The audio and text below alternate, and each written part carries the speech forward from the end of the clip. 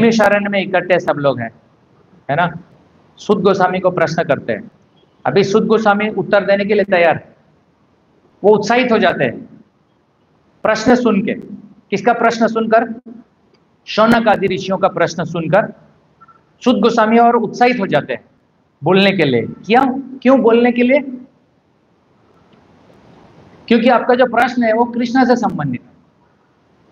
प्रश्न ऐसा होना चाहिए जिससे हमारे कृष्ण का स्मरण बढ़े, वो प्रश्न का कृष्ण से संबंध हो, है ना। तो इसीलिए यहाँ पर ऐसा मैं आपको पढ़ के ही बता देता हूँ कि क्या है, क्यों ऐसा हो रहा है, क्या कारण है। यहाँ पे शब्द में ही बता देता हूँ, यहाँ पे लिखा हुआ है स्कंद 1, देखो स्कंद 1 मुनियों की जिज्ञासा। आप ऐसा मत समझना कि मैं वापस रिपीट कर रहा हूँ, रिपीट कुछ चीज कर रहा हूँ तो आपके फायदे के लिए, मेरे फायदे के लिए, क्योंकि ये मैं अभी हमने 4 बताया था पिछले बार, 4 नारद मुनि के बारे में बताया था। फिर मैं 1 में आया हूँ, लेकिन 1 में ही नहीं रहूंगा, मैं 1 से लेके 3 4 में जाऊंगा, लेकिन ये रिलेटेड है इसलिए मैं बता रहा हूँ आपको, ठीक है, ताकि आपका ध्यान इसमें रहे। तो यहाँ पर है, एक बार नैमिषारण्य के वन में एक पवित्र स्थान पर शौनक आदि महान ऋषिगण श्री भगवान तथा उनके भक्तों को प्रसन्न करने हेतु 1000 वर्षों तक चलने वाले यज्ञ को संपन्न करने के उद्देश्य से एकत्र हुए। ये हुआ भागवत का ये श्लोक है, चौथा नंबर का। तीसरा नंबर का क्या श्लोक है? पहला अध्याय का तीसरे नंबर का श्लोक क्या है? फेमस है, मैंने बताया था आपको, याद करना चाहिए। हाँ, निगम कल्पतरुर गलितम फलम। किसको याद है? बोलिए। आप जितना बोलेंगे उतना आनंदित होंगे आप, उतना भगवान हृदय में बैठे हैं, वो सुनना पसंद करते हैं। बोलिए, निगम कल्पतरुर गलितम, निगम कल्पतरुर गलितम फलम, सुखा मुखादमृत द्रव्य समायुतम। 3 शब्द है, सुख मुख द्रव्य अमृत समायुतम, है ना। इसलिए आप ग्रंथ पढ़ेंगे तो ज़्यादा अच्छा है, तो आपको आनंद आएगा लेक्चर में, रिलेटेड है, इसलिए हम बोलते हैं तैयारी करके आइए।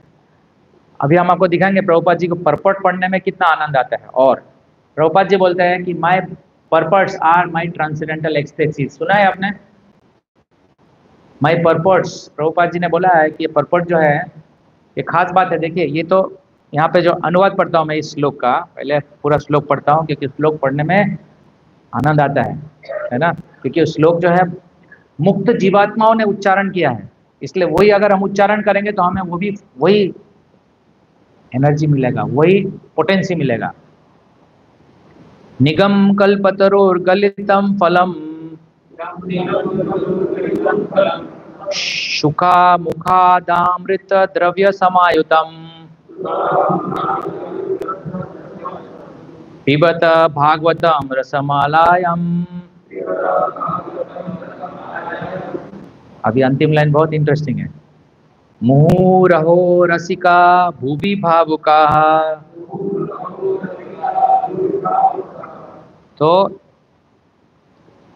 यहाँ पर एकत्र जो मुनिया हैं, मुनि लोग हैं, भक्त लोग जो है वो सुन रहे हैं सुखदेव गोस्वामी और राजा परीक्षित के बीच में जो संवाद हुआ था, भागवत कथा, वो हुआ था कहाँ पर? सवाल सुनिए, शुकताल, है ना। आंख बंद करके नहीं, सोचिए, कथा में रहिए, आप एक्टिव रहिए। तो ये शुकताल में हुआ था। और यहाँ पर कौन सा जगह है? यहाँ जहाँ सुत गोस्वामी कथा कर रहे हैं, नैमिषारण्य। नैमिषारण्य कहाँ पर है? देखिए, हमें पता होना चाहिए भारत कितना महान है, हमें एक एक जगह पता होना चाहिए। नैमिषारण्य कहाँ है, कुरुक्षेत्र कहाँ है, कैसे पहुंचे वहां पर, जगन्नाथपुरी कहाँ है, कैसे पहुंचे वहां पर। प्रभुपाद जी जब बालक थे तो प्रभुपाद जी को मन करता था, कलकत्ता में रहते थे, है ना। उनका नाम क्या था प्रभुपाद जी का? हाँ, अभय चरण। अभय चरण बालक थे, अपने पिता से पूछते थे कि कहाँ है जगन्नाथपुरी, कैसे जाया जाए, विचार करते थे। और एक दिन क्या हुआ, जगन्नाथपुरी को वो पूरे दुनिया में लेके गए। ऐसा जो इम्पॉसिबल चीज है वो पॉसिबल हो जाता है अगर आप भगवान का आश्रय ले। सुना है, भगवान का आश्रय लेके तो इम्पॉसिबल पॉसिबल हो जाता है। जो अंधा है, अंधा है ना, वो क्या करने लगता है, जो गूंगा है वो कविता करने लगता है, और जो लंगड़ा है वो पर्वत पार कर लेता है। ऐसा है, ऐसा है आश्रय, भगवान का आश्रय। इसलिए हमें आश्रय लेना चाहिए। तो ये आश्रय में यहाँ पर, तो यहाँ पर ये चर्चा हो रहा है। तो इसके बाद ये तीसरा जो अध्याय, तीसरा जो श्लोक है, उसके बाद ये पांचवा का अनुवाद, चौथा का अनुवाद पढ़ता है। इस एक बार नैमिषारण्य के वन में एक पवित्र स्थान पर शौनक आदि महान ऋषिगण श्री भगवान तथा उनके भक्तों को प्रसन्न करने हेतु 1000 वर्षों तक के चलने वाले यज्ञ को संपन्न करने के उद्देश्य से एकत्र हुए। वहां पर एकत्र हुए, तात्पर्य में देखिए यहाँ पर लिखा हुआ है कि वायकीय यंत्र में कहा गया है, ये जो नैमिषारण्य जगह है वो ब्रह्मा जी ने बताया है कि ये जगह ऐसा है कि वहां पर अगर आप तपस्या करते हैं, वहां पर यज्ञ करने से पूरा आने वाले भविष्य जो है वो अच्छा होता है। मतलब बहुत शुभ जगह है वो, है ना। तो वो नैमिषारण्य वैसा जगह है। तो आपको इच्छा होना चाहिए नैमिषारण्य जाने का। तो अगर आप लोग का इच्छा है, और अगर भगवान कृष्णा विलिंग, कृष्ण भगवान अगर चाहे, तो हम लोग सब एक बार नैमिषारण्य जा सकते हैं, वही स्थान पर जहाँ पर भागवत कथा हुआ था। ठीक है, तो यहाँ पर ये यज्ञ में बैठे चर्चा कर रहे, भगवान का कथा सुन रहे। तो उन्होंने प्रश्न किया, निम्नलिखित विषय पर प्रश्न किया। तो उसमें से एक प्रश्न था, ऋषियों ने पूछा कि हे सुद गोस्वामी, देखिए कैसे पूछा जाता है प्रश्न। हे सुद गोस्वामी, मतलब गुरुदेव को पूछ रहे हैं। वो कौन कौन पूछ रहे हैं? शौनक आदि ऋषि, शौनक ऋषि। आप समस्त प्रकार के पापों से पूर्ण रूप से मुक्त हैं। आप धार्मिक जीवन के लिए विख्यात समस्त शास्त्र एवं पुराणों के साथ साथ इतिहासों में भी निपुण हैं, क्योंकि आपने समुचित निर्देशन में उन्हें पढ़ा है, समुचित निर्देशन में उन्हें पढ़ा है और उनकी व्याख्या भी की है। क्यों आप हमारे प्रश्न का उत्तर दे सकते हैं? क्योंकि आपने क्या किया है? पापों से पूर्ण मुक्त है, और आपने पुराणों और शास्त्रों से को पढ़कर उसमें निपुणता हासिल की है। इसलिए आप हमारे प्रश्नों का उत्तर दे सकते हैं, है ना। अभी तात्पर्य में देखिए, तात्पर्य पढ़ेंगे तो आपको पता चल जाएगा। बहुत से लोग पूछते हैं कि इस्कॉन में आने के बाद 4 नियम का पालन करना है, कहाँ लिखा है? तो यहाँ लिखा है। कहाँ लिखा है? पहला अध्याय के पहला स्कंद के पहला अध्याय के 6वें श्लोक में लिखा है। तात्पर्य भक्तिवेदांत स्वामी प्रभुपाद के द्वारा यहाँ पे लिखा है, गोस्वामी या श्री व्यासदेव के प्रामाणिक प्रतिनिधि को समस्त पापों से मुक्त होना चाहिए। गोस्वामी बोल रहे हैं, कोई किसी को हम गोस्वामी बोल रहे हैं, तो इसका मतलब है कि समस्त पापों से मुक्त होना चाहिए। तो आगे दिया है कि कलयुग में 4 प्रमुख पाप है।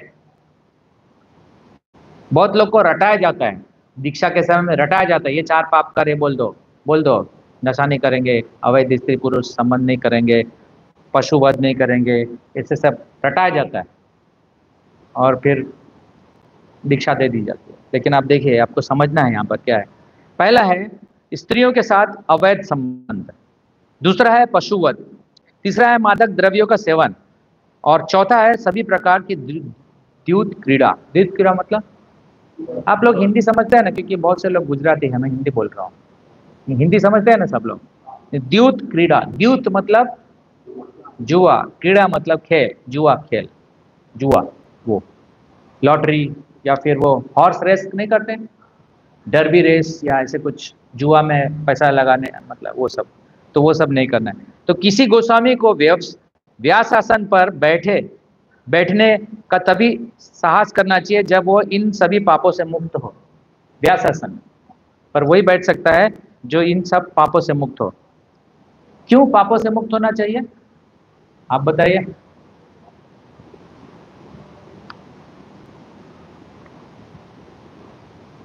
तो इसका मतलब है कि पापी लोग आश्रय नहीं ले सकते भगवान का, इसका मतलब हुआ ना, पापी लोग आश्रय नहीं ले सकते। क्या ले सकते कि नहीं ले सकते? ले सकते। तो उसके लिए क्या करना पड़ेगा? पापी को समझना पड़ेगा कि मैं पापी हूँ, इसलिए मुक्त होना चाहिए इससे। तो उसको ये सुन के पता चला कि भगवान के पास जाना है, तो मुझे क्या करना पड़ेगा? मेरे पाप को नष्ट करना पड़ेगा। और गीता में कहीं लिखा है ऐसा? गीता में कहीं ऐसा लिखा है पाप से मुक्त होना चाहिए? हाँ, कहाँ लिखा है? हाँ, अच्छा, वो तो बोल रहे धर्म, वो तो धर्म को ही त्यागने के लिए बोल रहे हैं भगवान। तो ऐसा क्यों बोल रहे हैं? धर्म को ही छोड़ने के लिए बोल रहे हैं, जबकि ये तो परम धर्म है। तो फिर क्यों ऐसा? कहीं पाप के बारे में लिखा है भगवान ने? कहाँ लिखा है? लिखा है 7वें अध्याय पढ़िए, भगवत ज्ञान, उसके अंदर लिखा है, येषाम त्वद्गतम पापम जनानाम पुण्य कर्मणाम ते द्वंद्व मुक्ता भजन्ते माम दृढ़ाव्रता। दृढ़ व्रत, समझ रहे? दृढ़ व्रत का समझ होता है जो अपना व्रत में दृढ़ निश्चय हो। दृढ़ निश्चय मतलब हिंदी में अभी आम भाषा में बताते हैं, जो कॉन्फिडेंट या फिर डिटरमिन्ड, डिटरमिन्ड हो, तभी हो सकता है डिटरमिन्ड, है ना। तो इसलिए अगर पाप में रहेगा जीवन, तो जिसका डिटर्मिनेशन ऊपर नीचे होता रहेगा, है ना। कभी कभी लगेगा हाँ अच्छा अच्छा, ये बहुत अच्छा मार्ग है, इसमें रहना चाहिए, फिर कभी लगता है नहीं नीचे चले जाना चाहिए। ऐसा विश्वास डगमगाता रहता है, तो वो नहीं होता। तो क्या होना चाहिए हमको? आश्रय लेने के लिए भगवान का आश्रय में जरूरी है कि हमारा जीवन पापमय नहीं हो। इसलिए प्रभुपाद जी ने बताया ये 4 रेगुलेटिव प्रिंसिपल, सुना है आपने? उसी को यहाँ पर लिखा है, 4 रेगुलेटिव प्रिंसिपल्स। अगर ये 4 नियम है, धर्म के 4 स्तंभ है, ठीक है, तो ये अगर टूट गया तो भगवत प्राप्ति असंभव है।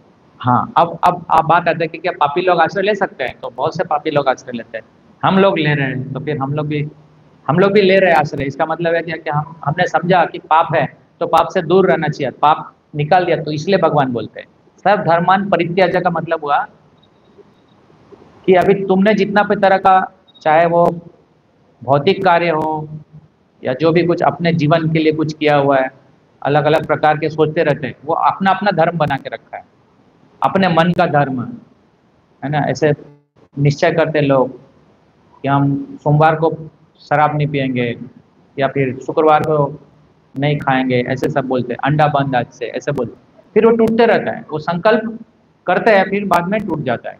तो संकल्प स्थिर जब होगा, तो वो कब होगा? जब अच्छे लोग के साथ होंगे। हाँ, अच्छे लोग के साथ, हम कितने बार बोलते हैं कि अच्छे लोग के साथ रहेंगे तो आपका संकल्प अच्छा रहेगा। जैसे ही हम बाहर के लोगों के साथ रहेंगे तो हमारा संकल्प टूट जाएगा, आसानी से टूट जाएगा। इसलिए बोलते हैं अंतर्राष्ट्रीय कृष्ण भावनामृत संघ। ये संघ प्रभुपाद जी ने इसलिए बनाया है, ये संघ, कि हम अच्छे लोग का संग कर सकें।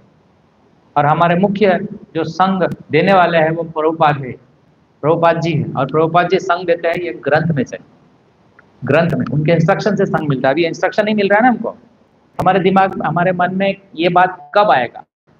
अभी अभी समझ में आया ना, हमने पढ़ा तो समझ में आएगा ना, समझ में आया ना स्थिर, कि पाप हमारे जीवन में नहीं होना चाहिए, है तो उसको निकाल देना है। निकालेंगे कैसे? ज्ञान के माध्यम से।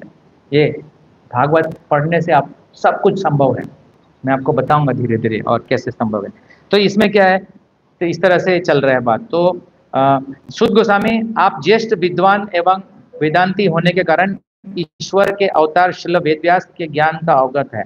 अब शुद्ध गोस्वामी को बता रहे ऋषि लोग, क्योंकि आप है ना वेदव्यास के का आश्रय लिया हुआ है, वेदव्यास से आपने जो सीखा है वही आप हमें बताएंगे, क्योंकि वो परंपरा में से है वेदव्यास। तो ये आगे बताया है उन्होंने, फिर आगे बताया है कि और चर्चा करते हुए बताया है कि इससे भी अधिक, चूंकि आप विनीत हैं,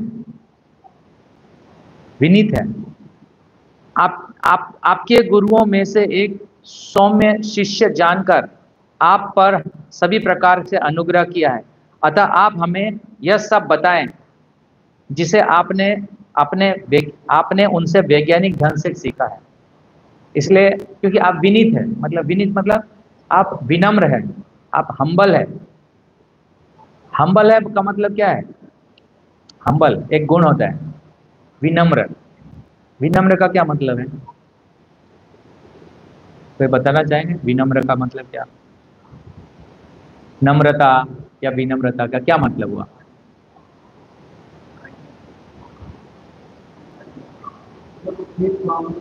हाँ?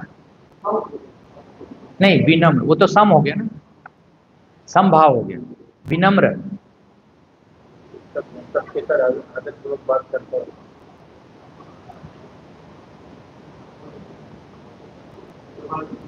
हाँ,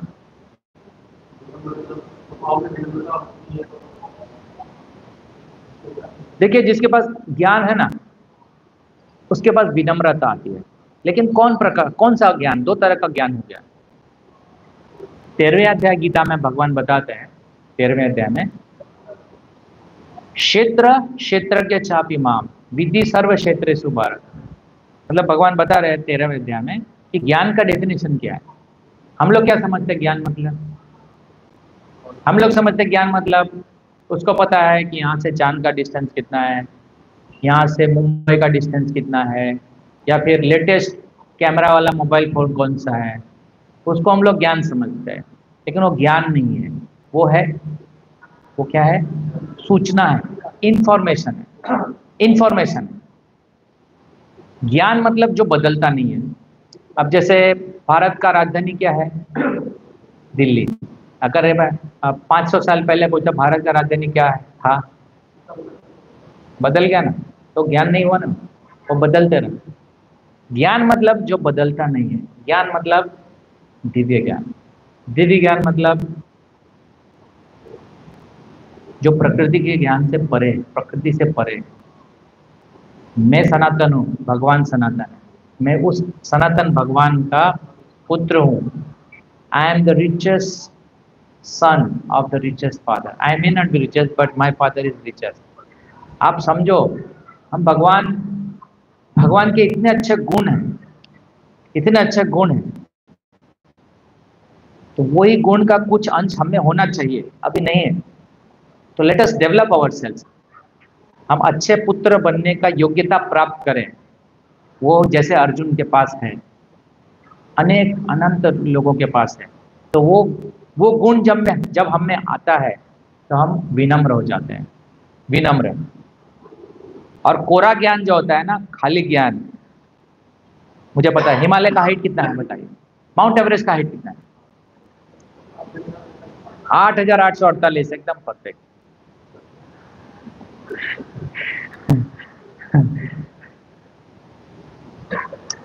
इटली, इटली का कैपिटल क्या है?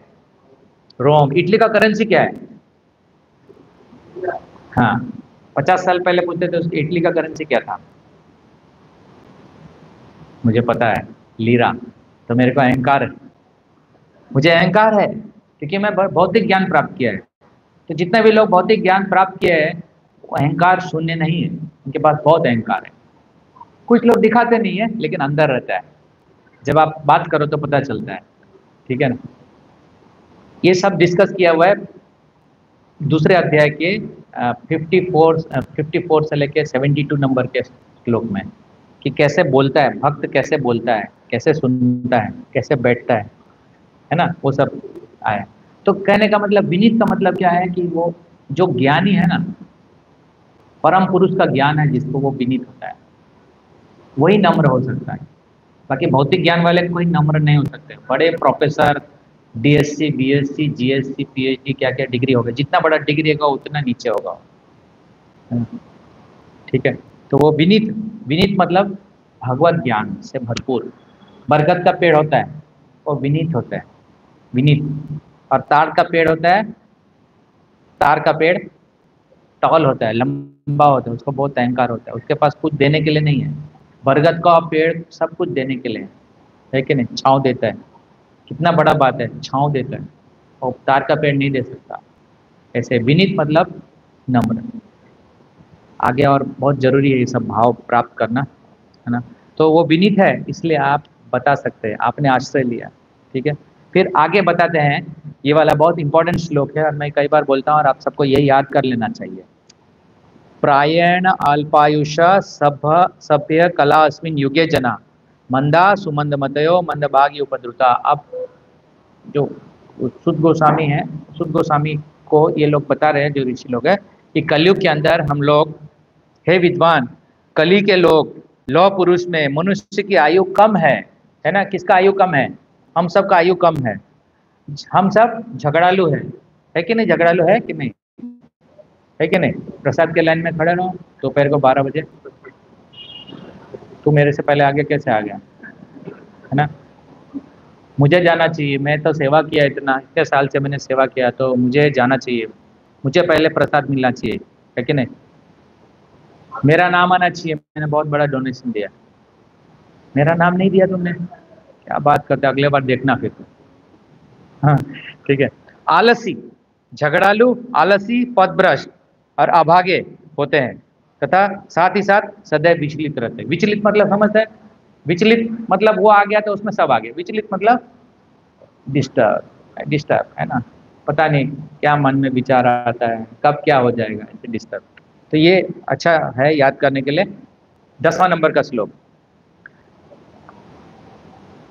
फिर आगे बताते हैं कि मैं सीधा वहां पे जाता हूं। तो मुनियों को जिज्ञासा था भगवान के बारे में और सुनने के लिए, क्योंकि वो बोलते हैं कि भगवान श्री कृष्ण ने बलराम सहित मनुष्य की भांति क्रीड़ाओं की और इस प्रकार प्रच्छन्न रहकर उन्होंने अनेक अलौकिक कृत्य किए। तो ऐसे सब लीला, ऐसे सब गुण भगवान के वो सुनना चाहते हैं और सुनना चाहते हैं। क्यों सुनना चाहते हैं? क्योंकि वो सुनते सुनते उनका, इसमें एक शब्द है जो मैं बार बार प्रयोग करता हूँ, स्वादु स्वादु पदे पदे। कितना आसान शब्द है, स्वादु स्वादु, स्वाद आता है, स्वादु स्वादु पदे पदे, हर क्षण वो सब लीला सुनने के बाद हमको और सुनने का मन करता है। तो ये कारण से उन्होंने बोला हमें और सुनना है। ठीक इसी प्रकार से अर्जुन ने भी जब भगवान को पूछा था प्रश्न, तो वहां पर भी यही बोल रहे थे 10वें अध्याय और 11वें अध्याय में, मुझे और बताइए आपके बारे में, मैं जानना चाहता हूँ कि आप किस प्रकार से इस भौतिक जगत में आए हैं, कैसे आपका क्या योजना है, आपका क्या रूप है, वो सब कुछ देखना चाहते हैं।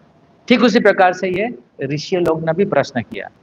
तो ऐसा जिज्ञासा होना चाहिए हमको कि किसी ने हमको, अभी हम कहीं भागवतम देने गए थे तो माता जी ने पूछा कि आप भगवान के रूप के बारे में बताइए। कितना बढ़िया प्रश्न ना। और भगवान को देखना चाहते हैं, कैसे कैसे है भगवान, इतना सुना लेकिन कैसे है भगवान। तो ऐसे ही सब, ऐसा सब जिज्ञासा होगा ना, तो आप सबके लिए, ऐसे जिज्ञासी के लिए भागवत है, जिज्ञासुओं के लिए भागवत है। ठीक है। तो ये सब जिज्ञासा के बाद ये दूसरे अध्याय में आप लोग ने पढ़ा है, इसलिए मैं ऐसे थोड़ा पास जा रहा हूँ। तो जैसे ही हम भागवत पढ़ते हैं तो एक मंत्र जरूर बोलना चाहिए। ये चौथा मंत्र है, अध्याय 1, 2, अध्याय 1, स्कंद 1, अध्याय 2, श्लोक संख्या 4, 1, 2, 4। नारायणम नमस्कृत्य, सब लोग बोलिए, नारायणम नमस्कृत्य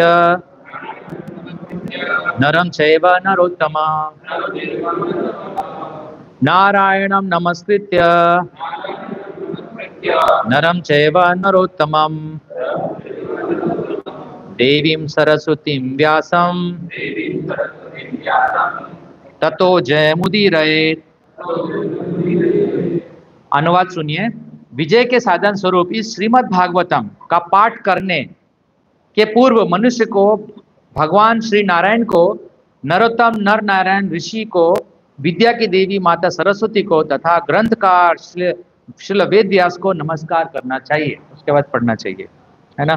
तो इस तरह से पहले जो प्रश्न किया था सुद गोस्वामी को कि धर्म बहुत सारे हैं, तो धर्म का वास्तविक स्वरूप क्या है, तो यहाँ पर बताते हैं, आप पहले भी पढ़ चुके हैं।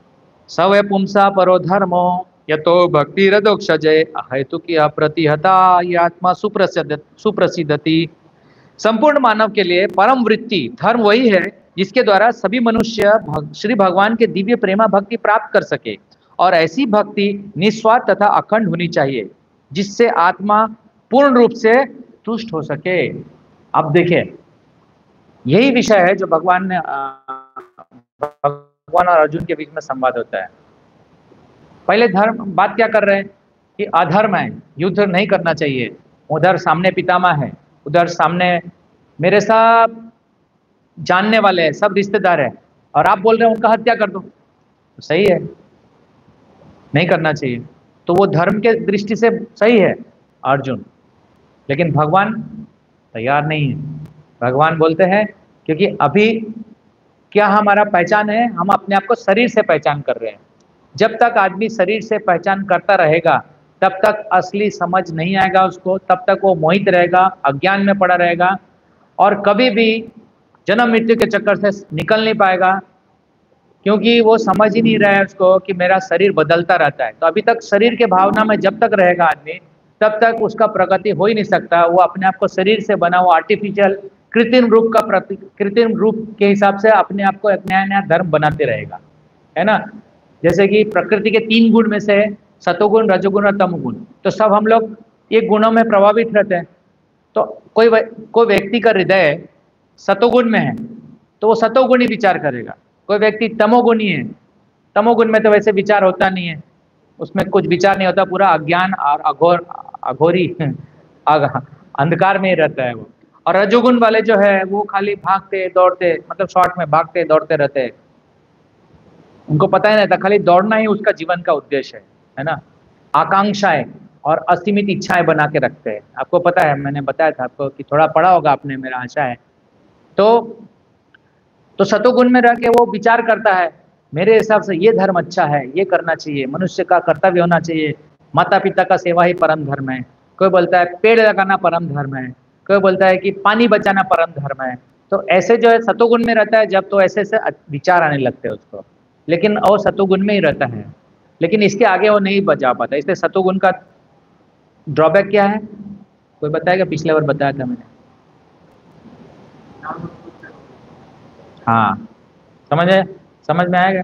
सतोगुण में क्या होता है, वो सुख से बंध जाता है और वो सुख को मानता है, और उस फिर से जन्म मृत्यु का चक्कर चालू रहता है, तो मुक्त नहीं हो पाता है। अब जब सतोगुण वाला मुक्त नहीं हो सकता तो रजोगुण वाला कैसे मुक्त होगा? और तमोगुण का तो बात ही नहीं है, क्योंकि बेवड़ा होता है क्या नहीं?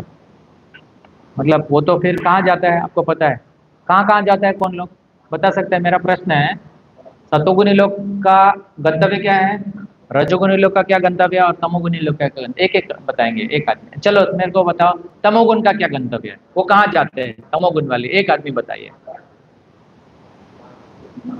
आप भी बताइए। तमोगुणी जो है व्यक्ति, उसको नीचे योनि में जाता है, पशु योनि, नरक के बाद ही उसको दूसरा योनि मिलता है। नरक में प्राप्त करके उसको दूसरा शरीर प्राप्त होता है। मैं कभी बताऊंगा ये फिर से कभी, है ना, टाइम पर आने पर, है ना। ये पूरा इसलिए लेके बैठा हूँ मैं, ठीक है। और कौन सा था दूसरा प्रश्न? रजोगुणी कहाँ जाता है? रजोगुणी कहाँ जाता है? हाँ, मध्य लोक में रहता है। रजोगुणी लोग यहाँ ही रहता है, मध्य लोक में रहता है। और अगर और पाप करे तो नीचे जाएगा, फिर थोड़ा सा पुण्य करेगा तो सतोगुणी लोग कहाँ जाते हैं? उच्च लोग जाते हैं। तो उसमें देव लोग भी है, ऋषियों के लोग भी है, और ब्रह्म लोग भी है, लेकिन सब इसी ब्रह्मांड के अंदर घूमते रहते हैं। लेकिन यहाँ जो धर्म की बात हो रही है वो धर्म यह है कि इस ब्रह्मांड से निकलना है। ये ब्रह्मांड के उच्च लोग भी, जैसा कि अन्य दूसरे जो धर्म ग्रंथ है, दूसरे दो धर्म ग्रंथ है जो सनातन नहीं है, असनातन धर्म के जो ग्रंथ है, उसमें ये लिखा है कि दो ही चीज है उसके ऊपर, स्वर्ग और नरक, दो ही चीज है। चाहे क्रिश्चियनिटी लो या फिर इस्लाम लो, वही है। तो मतलब वो लोग किसका बात कर रहे हैं? इस ब्रह्मांड के बारे में बात कर रहे हैं। लेकिन यहाँ पर क्या बात हो रही है? परधर्म। परधर्म वो धर्म जो आत्मा का धर्म है, ये शरीर का धर्म नहीं है। क्योंकि आपने देखा शरीर बदलता रहता है। अभी आज का जो शरीर है कल दूसरा हो जाएगा, और ये शरीर छूटने के बाद दूसरा शरीर मिलेगा, तब आप कौन से धर्म में रहेंगे, कौन से जाति में रहेंगे, कैसे पता? शास्त्र से पता चलेगा आपको, है ना। तो यहाँ पर परधर्म की बात हो रही है, और परधर्म जब आदमी करता है, परधर्म से जुड़ता है, परधर्म के बारे में जिज्ञासा करता है, तो वो किसके लिए, किसका करता है? भक्तिर अधोक्षज। अधोक्षज मतलब अधोक्षज, जो हमारे अक्षज, अक्ष मतलब आंख होता है। तो ये जो हमारे जो देखने का स्थिति है उससे ऊपर, मतलब परधर्म, यानी कि वो इस प्रकृति के गुणों को पार करने वाला जो ब्रह्मांड है जहां पे भगवान रहते हैं, वो धर्म की बात हो रही है, परोधर्म। और वही परधर्म में जीवात्मा सुखी रह सकता है, ये बात हो रही है। जैसे कि उदाहरण के लिए, सरल उदाहरण के लिए आप याद रखना ये बात, ये उदाहरण जो है बहुत महत्वपूर्ण है। अगर आपसे कोई चर्चा करे तो आप उदाहरण दे सकते हैं, और देना ही चाहिए आप सब। देखिए, मछली है, मछली पानी में सूखी होती है, पानी से बाहर निकालो तो क्या होगा? पानी को बाहर निकालो, यहाँ पर एसी रखा है, मछली को क्या चाहिए? खाने के लिए। लेकिन आप पानी से बाहर निकालो, आप अपने एसी रूम में रखिए उसको, और उसको खाने की आइसक्रीम दीजिए, खाएगा? नहीं, वो मर जाएगा, और कुछ सेकंड में मर जाएगा। तो उसी तरह से जीवात्मा जब भगवान के संरक्षण में रहता है, आश्रय जिसको मैंने पहले बताया था शुरू में, इस कक्षा के शुरू में क्या बताया था मैंने? भगवान के आश्रय में रहना चाहिए। तो उसी तरह से जब जीवात्मा भगवान के आश्रय में रहता है, तब वो परम सुख का आनंद, परम सुख और आनंद अनुभव करता है। जैसे ही आश्रय से बाहर गया तो उसका दुख शुरू हो जाता है। तो यहाँ पर उस परधर्म की बात है। अभी उसके बारे में और आगे चर्चा हुआ है कि धर्म स्वनिष्ठा पुंसा विश्वक्षेना कथा सुनोत्पादयति रचिम यदि रतिम श्रम है वही केवलम। अगर व्यक्ति जो भी कुछ कार्य कर रहा है, और अगर आप इस स्टेज तक नहीं पहुंचा, कौन सा स्टेज? परधर्म, जीवात्मा और भगवान के बीच का जो संबंध है, जिसको भागवत धर्म बोलते हैं। क्या बोलते हैं? भागवत धर्म। ये भागवत धर्म, भागवत धर्म।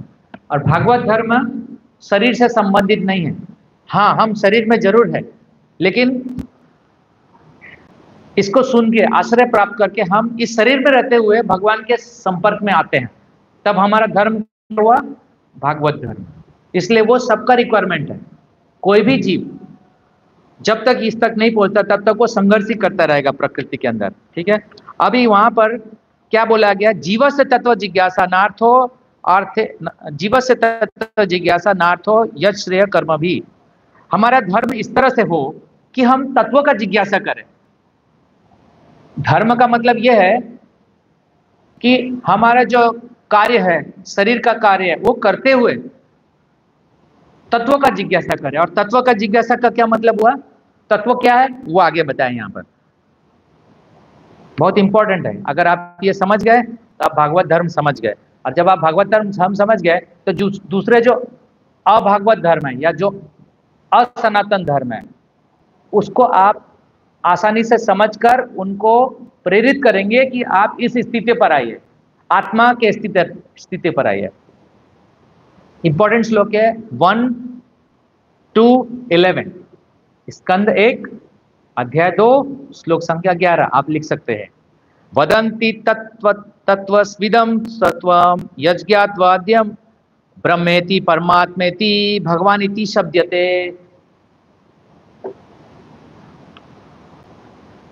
तत्व क्या होता है, यहाँ पर चर्चा है। हम बोलते हैं ना, बहुत सारे, एक मैगजीन आती थी तत्व दर्शन, क्या बोलते हैं उसका, आता है ना अभी भी, बहुत से लोग आता है, बहुत फेमस है गुजरात में। हमारे यहाँ तो तत्व दर्शन आता है, लेकिन पता नहीं। तो तत्व क्या हुआ? ब्रह्म, परमात्मा और भगवान जो ये समझता है, वो तत्व, इस तत्व को जो समझता है उसको तत्वदर्शी बोलते हैं। क्या तत्व है? मैं आपको 3 उदाहरण से समझता हूं, बहुत सरल उदाहरण है, 3 उदाहरण से समझाता हूं मैं तत्व क्या है। आज के बाद आपको कभी इसके बारे में कंफ्यूजन नहीं होना चाहिए अगर आप ये 3 उदाहरण समझ गए तो। जो परम सत्य है, परम सत्य को 3 तरह से जाना जा सकता है। वो कौन सा तरह है? ब्रह्म, परमात्मा और भगवान। कैसे? जैसे कि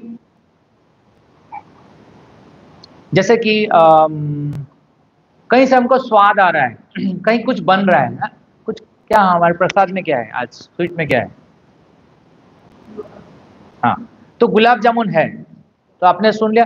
तो आपको आपको फ्लेवर आ सकता है, फ्लेवर, लेकिन आपको दिखा भी सकते हैं कि ये देखो गुलाब जामुन, ये देखो कैसा है, थोड़ा सा ब्लैकिश रेडिश है, देख लिया आपने, एक है फ्लेवर आ गया, अच्छा लगा, लेकिन आप आस्वादन नहीं कर रहे। लेकिन अब आप देख रहे हैं, तो आप दोनों चीजें उसके अंदर, फ्लेवर भी आ रहा है और देख भी रहे हैं, लेकिन अभी भी खाने नहीं मिला है। जब आप खा रहे हैं तो तीन चीज एक साथ होती है। जब आप खा रहे हैं तो फ्लेवर भी है, दिख भी रहा है, रूप और स्वाद भी आ रहा है, तो तीनों हो गया। उसी तरह से तीनों है एक ही चीज, तीनों का नाम है गुलाब जामुन, लेकिन एक जो आपको सुगंध आ रही है, एक जो आपको दिख रही है, और एक जो आप खा रहे हैं, है ना गुलाब जामुन, समझ गए आप? तो जो जो जो स्वाद आ रहा है वो हो गया ब्रह्म, जो आप देख रहे हैं वो परमात्मा, और जो खा रहे हैं, आस्वादन कर रहे हैं, आनंद अनुभव कर रहे हैं, उसको बोलते हैं भगवान टीचर। समझ गए? एक उदाहरण। दूसरा उदाहरण देता हूं मैं अभी आपको, दूसरा उदाहरण देता हूं मैं। तो आप समझ गए, ब्रह्मा, परमात्मा और भगवान है एक ही तत्व, लेकिन अलग अलग फीचर्स है। जो अलग अलग तरह के लोग होते हैं, जैसे कि एक होते हैं ब्रह्मवादी, एक होते हैं परमात्मावादी, और एक होते हैं भगवानवादी। तो जो ब्रह्म और परमात्मावादी होते हैं उसको निराकार उपासक बोलते हैं, और जो भगवानवादी होते हैं, वो साकारवादी होते हैं, उसको बोलते हैं भागवत भक्त। ठीक है एक ही वस्तु के तीन अलग अलग देखने का तरीका है, अलग नहीं है, देखने का तरीका अलग अलग। तो जैसे कि सूर्य, सूर्य का रोशनी, वो क्या हो गया? आप बताइए, ब्रह्म, परमात्मा, भगवान, क्या हो गया? ब्रह्म। फिर सूर्य ग्रह, प्लेनेट, वो क्या हो गया? परमात्मा। और सूर्य देव, जिसका रूप है ना, सूर्य देव का रूप होता है ना, तो वो क्या हो गया? भगवान। कहने का मतलब है चमक, सूर्य का चमक, सूर्य ग्रह और सूर्य देव। आप समझ रहे तीनों में क्या अंतर है? तीनों ही सूर्य है, लेकिन सूर्य का चमक सूर्य नहीं है, सूर्य ग्रह सूर्य देव नहीं है, लेकिन देखने का तरीका अलग अलग। तो जो चमक देख रहा है वो भी देख रहा है सूर्य को, जो सूर्य ग्रह देख रहा है वो भी सूर्य, और सूर्य देव को देख रहा है वो भी, लेकिन कौन सा अच्छा वाला है? यानी कि जो रसगुल्ला या गुलाब जामुन आस्वादन कर रहे हैं उसमें तीनों है कि नहीं? इसलिए भगवत भक्ति जो है वो सुप्रीम है। आप उदाहरण दे सकते हैं, ब्रह्म, परमात्मा और भगवान, इसको ऐसे समझ सकते हैं, आप किसी को भी बता सकते हैं आज के बाद, ब्रह्म, परमात्मा और भगवान। एक और उदाहरण देता हूं मैं, जैसे कि एक गांव में पहली बार रेलवे रेलवे आया, रेलवे ट्रेन आया। तो एक आदमी ने बताया, अरे वो रेलवे, शाम को ऐसे ही, शाम अंधेरा था, बोले रेलवे कैसा होता है? रेलवे ट्रेन, बोले वो बहुत लाइट आता है उसमें। वो आके बताया लाइट है। रेलवे कैसा है, ट्रेन कैसा है? लाइट है। लेकिन नहीं है ना, लाइट है, पूरा नहीं डिस्क्रिप्शन हुआ। फिर दूसरा आदमी बताया, बोले अरे जब वो ट्रेन आई ना तो उसमें बहुत सारे डब्बे हैं। उसने बताया ट्रेन मतलब डब्बे। और जो तीसरा आदमी आके पूरा बताया, पूरा डिस्क्रिप्शन दिया, क्या दिया? कि ट्रेन के अंदर इंजन है, ट्रेन के अंदर डब्बे है, ट्रेन के अंदर सवारी है, ट्रेन के अंदर लोग रहते हैं, अलग अलग एक्टिविटी कर रहे हैं। तो कौन सा इंफॉर्मेशन करेक्ट है? पूरा लास्ट वाला, वो है भगवान टीचर।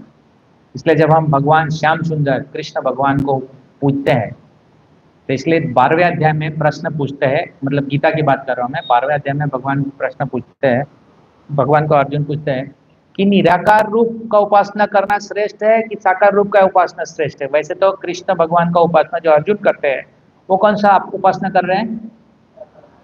साकार।